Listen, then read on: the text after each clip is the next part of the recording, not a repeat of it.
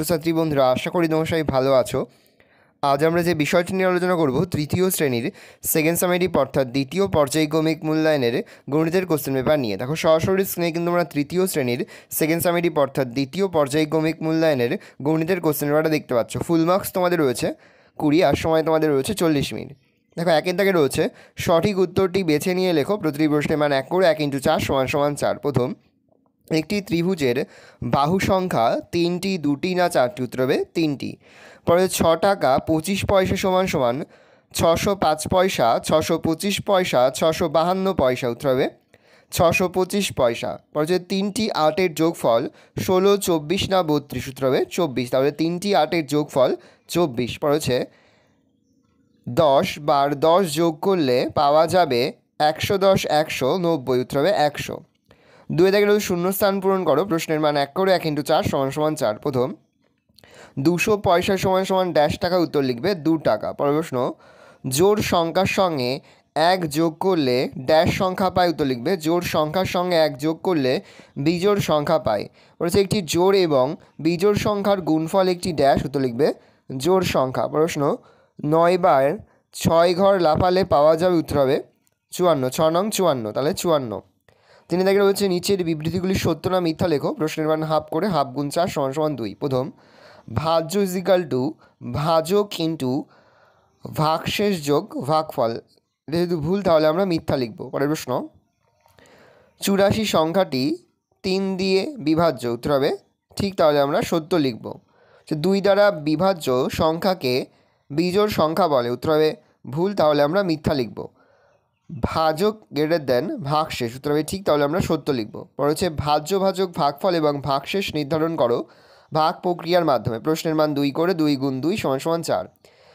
710কে 7 দিয়ে ভাগ আর 615কে 5 দিয়ে ভাগ।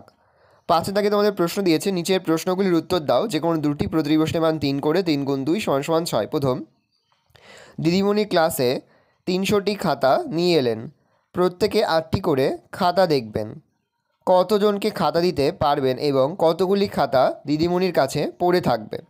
দীপার কাছে 70টা 50 পয়সা আছে। দীপা 4 টাকা 50 পয়সার একটি পেন্সিল ও 12 টাকার খাতা কিনেছে। দীপা মোট কত খরচ করেছে এবং খরচের পর দীপার কাছে কত বাকি আছে?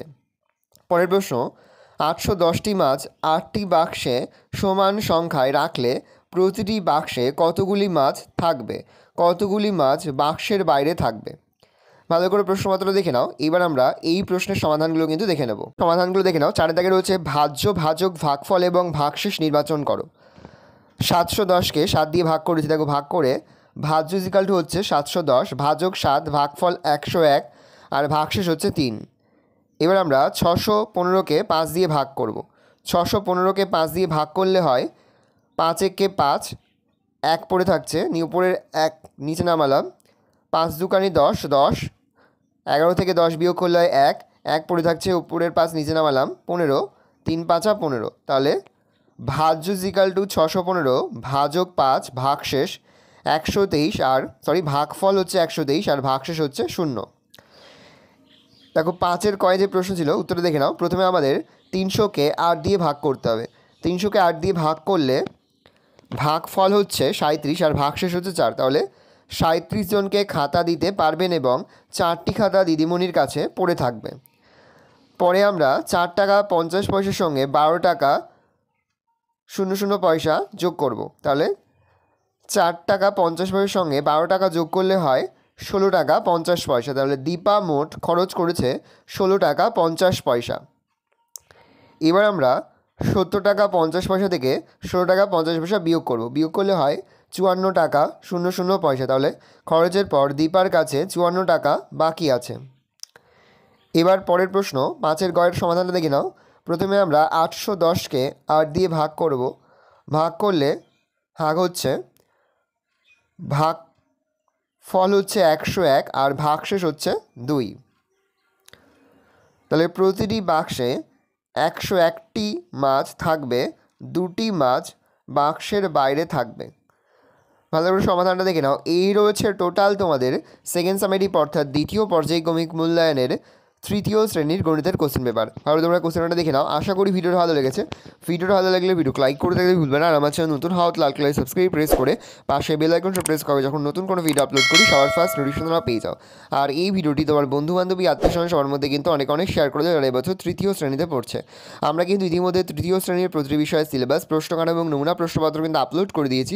তোমরা যদি এখনও পর্যন্ত সেই ভিডিওগুলো না দেখে থাকো, ভিডিওগুলো কিন্তু তাড়াতাড়ি দেখে নাও। তোমাদের সকলকে জানাই আগাম পরীক্ষার অনেক শুভেচ্ছা এবং অভিনন্দন। আশা করি সকলের পরীক্ষায় খুব ভালো হবে। একেবারে ভিডিও শেষে স্ক্রিনে তোমরা একটা প্লেলিস্ট দেখতে পারবে, তার উপরে ক্লিক করলেই সমস্ত ভিডিওগুলোই কিন্তু তোমরা পর পর দেখে নিতে পারবে।